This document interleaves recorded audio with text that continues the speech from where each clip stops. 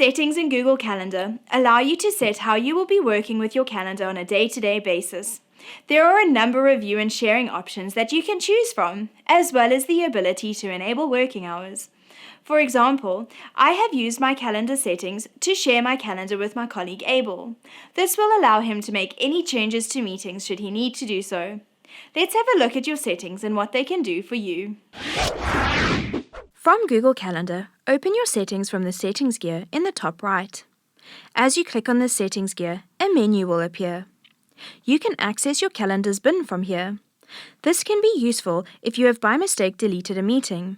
From the window that appears, you can select the meeting that you need to restore, or alternatively, empty your bin. All events will be deleted from your bin after 30 days and will no longer be able to be restored. Once you have restored your meeting, head back to your calendar. Let's go back to the settings gear. This time, we will open our settings.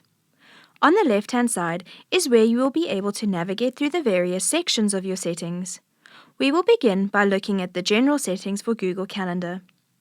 At the top, you can choose your calendar's language and region. If you have a specific preference on how you view dates and times, these can be changed here. As we continue down this list, you will find your time zone settings. From here, you can choose the time zone that you are in or choose to add a second time zone.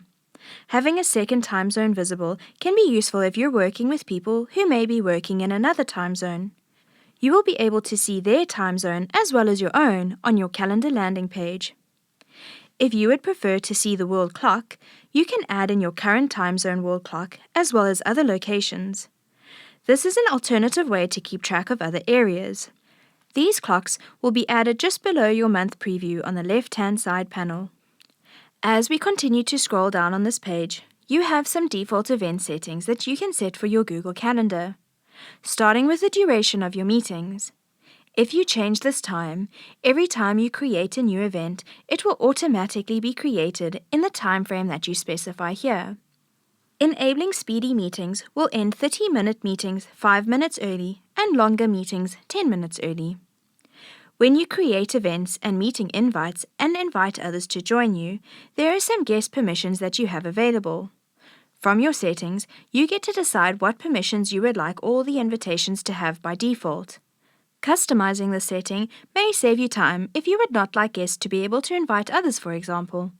Deselecting the option here will mean that you will need to manually ensure that you give your attendees this option for any events. You have some options where invitations can automatically be added to your calendar, or maybe you would like only calendar invitations that you have replied to appear on your calendar. You can change that setting here. Next, you can decide on how you would like to be notified about meetings within your browser. The View options allow you to customize your calendar view. Here you can decide whether or not you would like weekends to appear, declined events, week numbers, reduce the brightness of past events, and to view calendars side by side in Day View.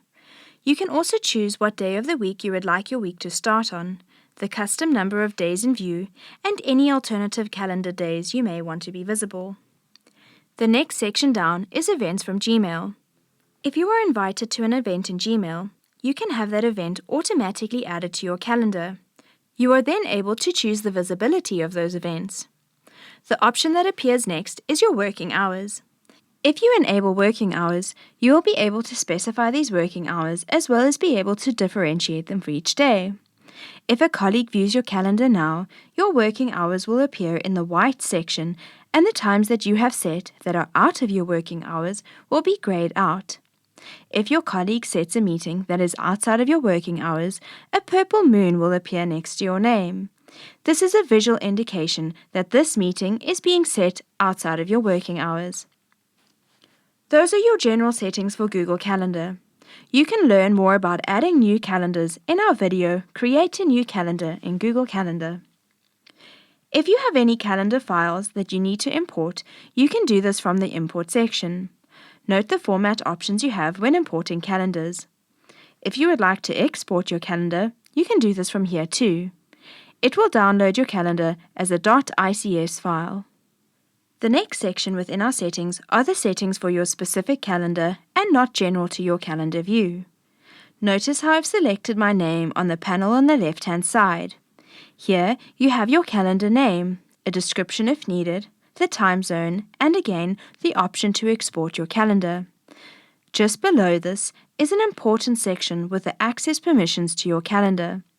Some of these access permissions may be determined by your administrator on your admin console. However, let's explore the options that are available here. If you would like your calendar to be public, you can do this by selecting the checkbox Make Available to Public. Google will warn you that by doing this calendar will be visible to anyone on the internet and searchable in Google Search. Again, this setting is dependent on how your domain's admin console is set up. The next option down is how your calendar is visible within your domain.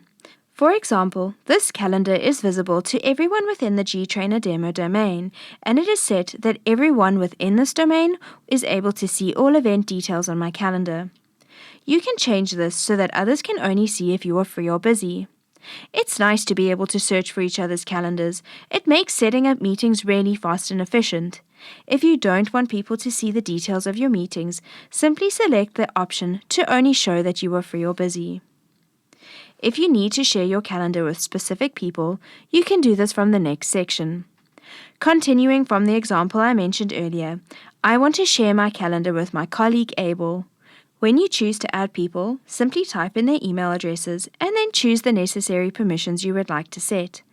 The options that you have available are for them to only see if you are free or busy, to be able to see all your event details. You may want to give them the ability to make changes to events, or alternatively, to make changes and manage sharing of your meetings. They will be notified via email of this. As we continue to scroll down on your calendar settings, we get to event notifications. Whatever notifications you add here will automatically be added to any calendar event that you create. For example, if you would like to be notified about a meeting 30 minutes before the meeting, and then again 5 minutes before the start, you can set those default notifications here.